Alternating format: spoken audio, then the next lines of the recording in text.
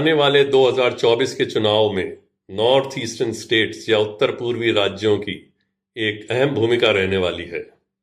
अक्सर ये माना जाता है कि दिल्ली की गद्दी का रास्ता यूपी से होकर जाता है, लेकिन उत्तर पूर्वी राजनीति पर अपनी गहरी समझ और पकड़ रखने वाले और सिक्किम से निकलने वाले सबसे पुराने अखबार हामरो प्रजाशक्ति के संपादक अंजन उपाध्याय का मानना है कि इस बार दिल्ली की गद्दी का रास्ता उत्तर पूर्व के 8 राज्यों से होकर जाएगा। इसी श्रृंखला में सुनिए अंजन उपाध्याय का सटीक विश्लेषण उत्तर पूर्व से। नमस्कार, न्यूज बिन में आपको स्वागत करते हुए मैं पूर्वांचल से अंजन उपाध्याय आप सबको एक नया टॉपिक्स लेके आज फिर आ रहा हूं। आज सबसे पहले हम जो बंगाल के ऊपर परिचर्चा करेंगे। बंगाल में तेजी से रुख बदल रहा है। बंगाल का पॉलिटिकल ग्राफ भी धीरे धीरे बदल रहा है और इस पे क्या रीजन है, किस लिए ऊपर नीचे हो रहा है बंगाल के पॉलिटिक्स में, वो हम लोग को अभी विश्लेषण करना है।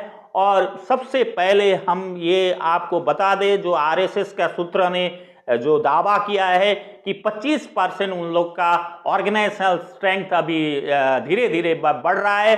और विधानसभा चुनाव के बाद अभी तक जो दीपावली के पहले तक उन लोग का जो स्ट्रेंथ था वो 25% उन लोग का बढ़ रहा है। स्पेशली वो नॉर्थ बंगाल, पूर्व और पश्चिम मेदिनीपुर, हावड़ा और हुगली, ये डिस्ट्रिक्ट में उन लोग का सबसे ज़्यादा 25% तक उन लोग का ये बढ़ रहा है। उन लोग का सोशल जो ऑर्गेनाइजेशन है, उन लोग का जो कल्याण परिषद वगैरह है, ये सारे एक्टिविटी इन लोग का इस क्षेत्र में सबसे ज़्यादा बढ़ रहा है। जबकि आज बीजेपी का ग्राफ धीरे धीरे आफ्टर विधानसभा इलेक्शन उन लोग का ग्राफ नीचे जा रहा है। लेकिन बड़ा इंटरेस्टिंगली आरएसएस का जो ग्राफ है वो 25% से भी हो सकता है। उन लोग का जब दीपावली के जो आजकल में जो एक आरएसएस का मीटिंग है, उस मीटिंग से पता चलेगा उन लोग को कि कितना वास्तव में उन लोग कितना स्ट्रेंथ उन लोग का बढ़ रहा है।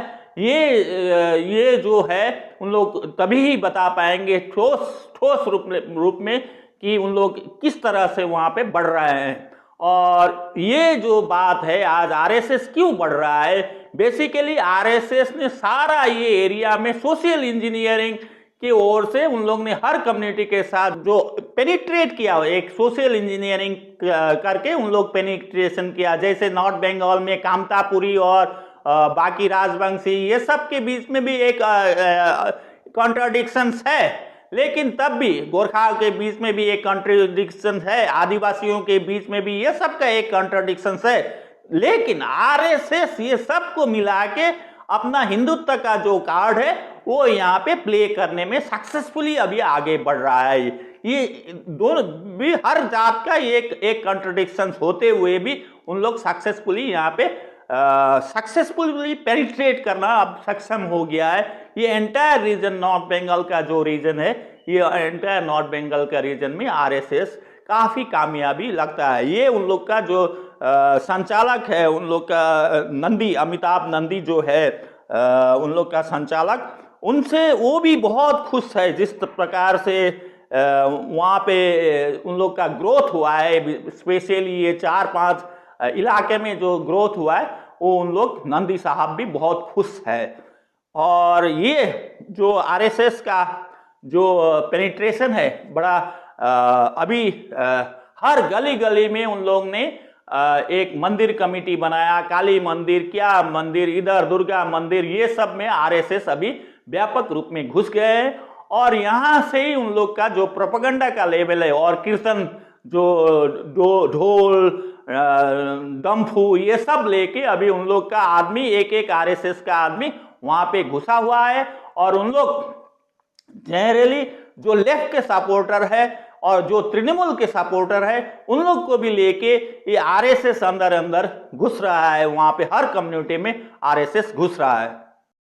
और इसी तरह से क्या है कि आरएसएस ने जिस प्रकार से अपना स्ट्रेंथ उन लोग करने में कामयाब हो रहे हैं, और जो लेफ्ट मूवमेंट था, लेफ्ट मूवमेंट में भी उन लोग घुस गए हैं। बड़ा ये आश्चर्य की बात है, लेफ्ट सपोर्टर के अंदर इवन एक्टिविस्ट जो लेफ्ट है वो जैसे शाम को घर जाते हुए वहाँ पे अपना एरिया में ढोल ढंगरा लेके जो आरएसएस का जो आदमी है उसी के साथ वो नाच गाने में लग जाता है। ये एक तरीका आरएसएस ने इसी तरह से डेवलप किया हुआ है और ये देखने को आज के दिन में ये सिचुएशन एमर्ज कर रहा है।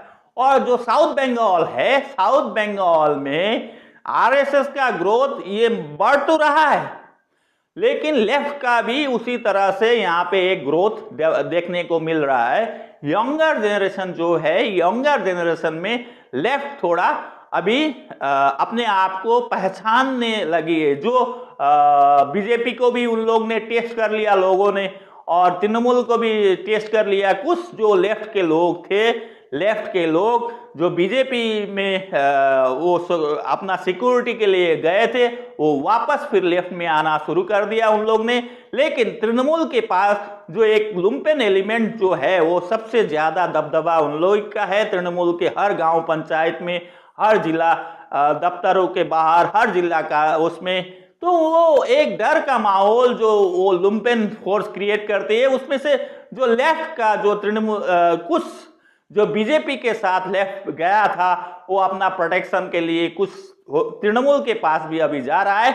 लेकिन तब भी एक नया यंगर जनरेशन लेफ्ट का एक लोग नया तरीका से उन लोग अभी लेफ्ट में शामिल हो रहा है।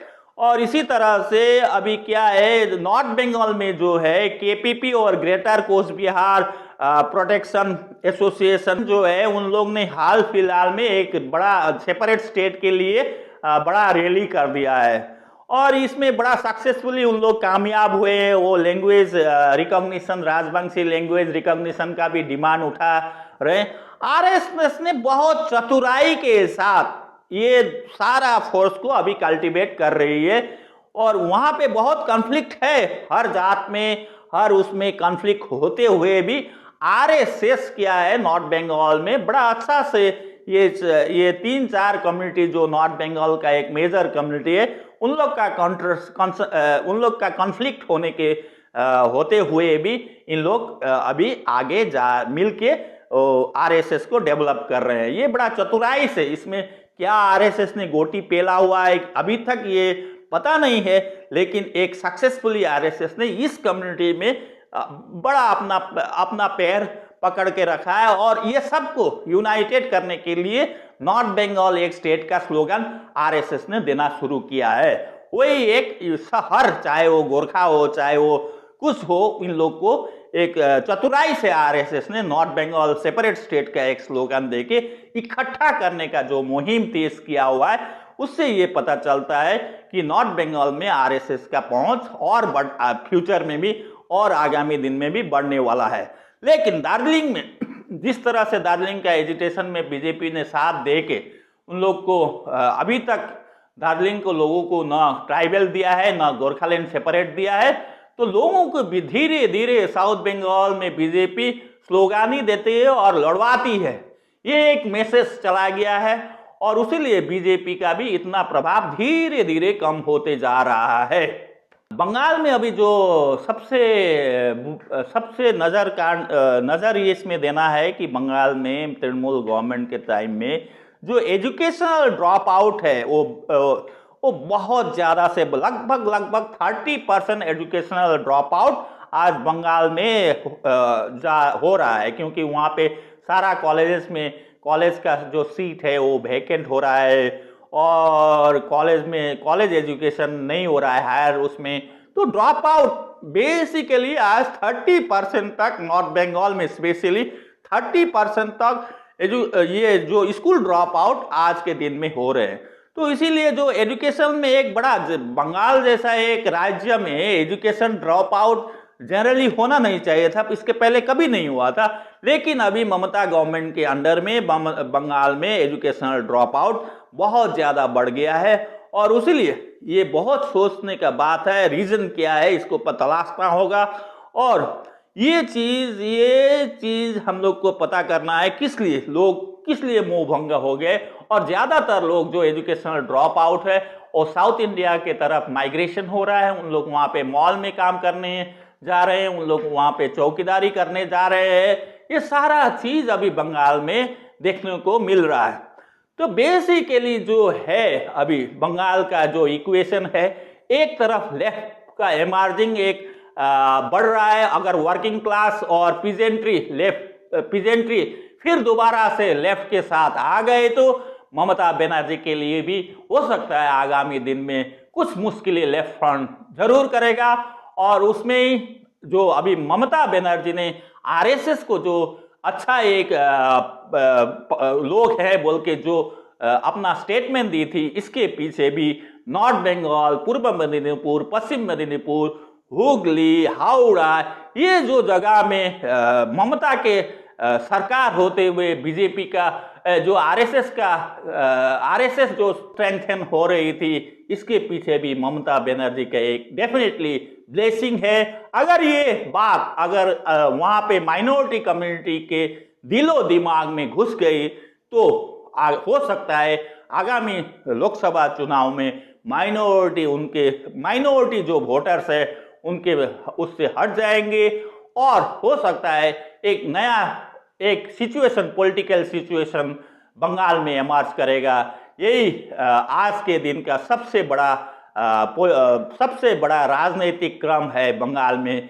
क्या होगा अगर सारा कुछ डिपेंड करता है, अगर ये आरएसएस का जिस प्रकार से ग्रोथ हो रहा है, इसमें अगर यदि जो माइनॉरिटी कम्युनिटी है वो शंकित है और ममता का साथ छोड़ दे तो एक नया सिचुएशन इमर्ज हो सकता है। लेकिन दुख की बात यह है जिस तरह से साउथ इंडिया में अभी राहुल गांधी का पदयात्रा में काफी इम्पैक्ट पड़ा है, लेकिन बंगाल में अभी वो इम्पैक्ट नहीं है। बंगाल में कांग्रेस अभी भी 4th पोजीशन में है और ये अगर कुछ कांग्रेस इस बारे में अगर कुछ सोचे और लेफ्ट फ्रंट के साथ जो अभी उन लोग का एक अंडरस्टैंडिंग है, अगर कांग्रेस भी अपना स्ट्रेंथ बढ़ाती है तो ममता के लिए आगामी 2024 में ये एक बड़ा चैलेंज होगा।